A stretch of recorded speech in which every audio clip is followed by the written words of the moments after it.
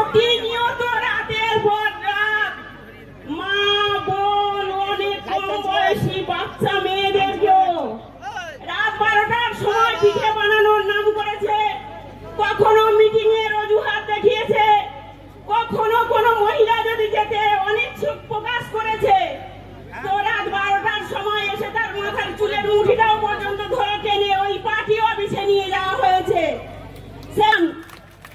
এবং তার যার মদতে এই কাজটা উনি করেছেন তিনি হলেন আমাদের সবার জানা মাননীয়া মুখ্যমন্ত্রী মমতা ব্যানার্জি, যার মদতে সারা পশ্চিমবঙ্গ জুড়ে অলিতে গলিতে শেখ শাহজাহান তৈরি করেছেন এবং এই মায়েদেরকে শুধুমাত্র এই 500 টাকা লক্ষ্মীর ভান্ডারের লোভ দেখিয়ে দিনের পর দিন ধর্ষণ করেছে, মায়েরা করেছে আর মাটি কেড়ে নিয়েছে।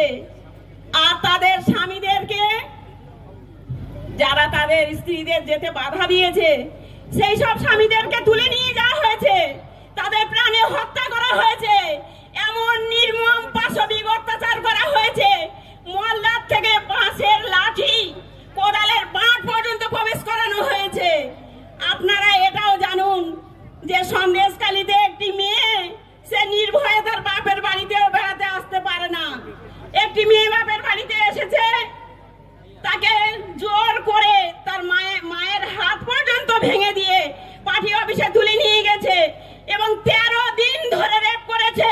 এই পুলিশ মন্ত্রী সব জেনেও তাকে সেখান থেকে রক্ষা করেননি, তার স্বামী তার বাবা তারা গিয়ে হাতে পায়ে ধরে তবে মেয়েটিকে উদ্ধার করেছে। তাই বলছি মা, আপনারা মায়েরা, আজকের আমি এসেছি আপনাদের একটাই বার্তা দেব, আপনারা ঐক্যবদ্ধ হন, আপনারা সংগঠিত হয়ে প্রতিরোধ করুন, প্রতিবাদ করুন। আমরা নারী, আমরাই পারি, আমরা ভাঙতেও পারি, আমরা গড়তেও পারি, এই সমাজকে আমাদের গড়তে হবে।